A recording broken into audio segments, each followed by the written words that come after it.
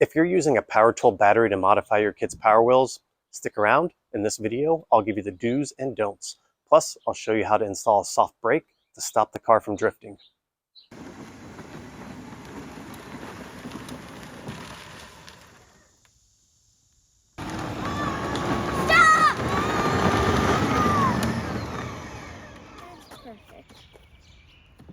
If you need any help for any Power Wheels related repair or modification, you can email me at powerwheelsrepairs@gmail.com or comment below. If it's an easy fix, I can usually respond pretty quickly. If it's a little more complicated, I may charge a small fee for my time.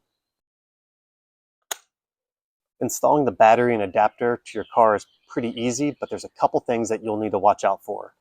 One is a cheap adapter like this. It was advertised as 12 gauge wire. It's only 14 gauge, and it doesn't come with a fuse, so that can be a potential fire issue. I was having trouble finding high quality power tool battery adapters to recommend to you guys, so I've assembled my own kits that I'm selling on Amazon. The adapters are for Ryobi, Milwaukee, and DeWalt. They come with 12 gauge wire and 40 amp fuses, and I'll leave a link to them in the description of this video. Another thing to look out for, and I'll put a picture right here, is to see if your car has a control board. Actual Power Wheels brand Jeeps, the Perego Gators, those brands typically do not have a control board, so you should be good if you're going up to 18, 20 volts. If it's an off-brand car and it has a control board, you'll need to replace it with a 24-volt control board, and I'll put a link to that in the description as well.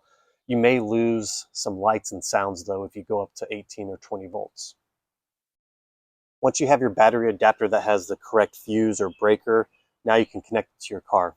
There's a few options to do it. The easiest is to use some scissors or wire cutters and just cut off this connection piece for the old battery. Then you'll use these wire levers connectors and just make the connection between the battery's negative lead, the car's negative, and then the battery's positive to the car's positive. Pretty straightforward.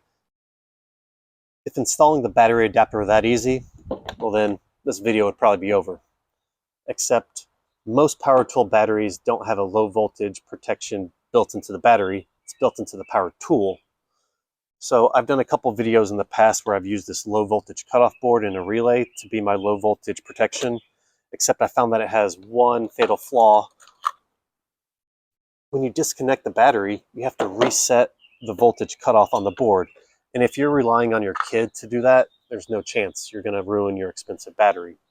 So I made a kit that I'm going to start selling on Amazon that's a digital voltage display that will go on the dashboard, and the child and parent will be able to monitor the voltage so that they can swap out the battery whenever it gets too low, which on an 18 or 20 volt battery is around 16 or 15 and a half volts on resting voltage. So let's go ahead. I'm going to walk you guys step by step on how to install my kit.